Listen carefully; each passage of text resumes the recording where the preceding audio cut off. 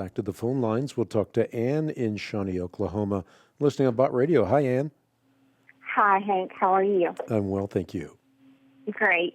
I will try to be brief, but I have a college-age son who has attended a Christian university and has been exposed to the little video Zeitgeist, which I'm sure you're really familiar with. And that has led to a lot of discussion and basically a newfound assertion that religion is basically a tool used to control the masses, and that really there's no way that we can know that the God of Christianity is the one true God, and that all religions are basically the same but packaged just a little bit different.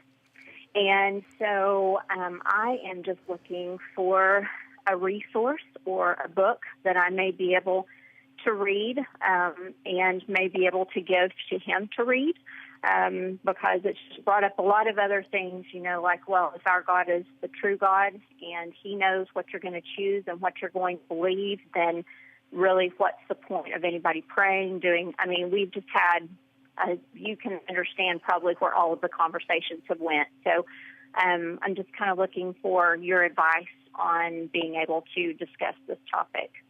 Yeah, and I think what's important is to recognize that this is a systemic problem within our culture. You look at, of the 3.7 million U.S. evangelicals who are 18 to 29 years old, 2.6 million are going to leave the faith at some point between their 18th and 29th birthday. And even more alarming is the fact that the vast majority of them are never going to return. So we are losing our young people, and oftentimes it is because they're not getting legitimate answers to their questions. And before I give you a little help and direction, let me say that this is exactly where I was. I didn't get substantial answers to my questions, and as a result of that, until I was 29 years of age, I rejected the God of the Bible, I rejected Christianity, and I embraced atheism. But then I was challenged to look at the evidences, and that's become the heartbeat of my ministry. Apologetics, a defense of the faith. So let me give you just three quick things and then a recommendation with respect to a book. I think you have to simplify things. The first thing is the issue of origins. If your son, you or I, or anyone else looks around the universe, we see irreducible complexity. We see, for example, a sun, a moon, stars. And common sense lets us know that if there is a sun, there has to be a sun maker, just as if there is a basketball, there has to be a basketball maker. So the heavens declare the glory of God, and therefore we have the light of creation as an never-ending testimony, an ever-bright testimony to the fact that there is a God.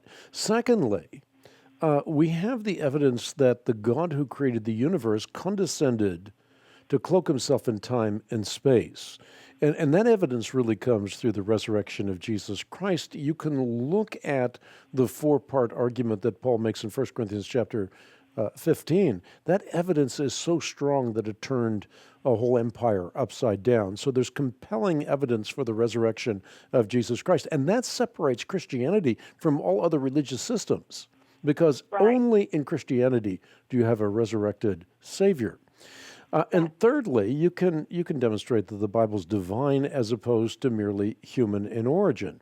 And the Bible that's divine as opposed to merely human in origin isn't a Bible that teaches that everything is fatalistically determined. Rather, it teaches that what we do makes a difference for all eternity. And the fact that God knows what we will do does not mean that our choices are fatalistically determined. The only place where choices are fatalistically determined is in the atheistic worldview.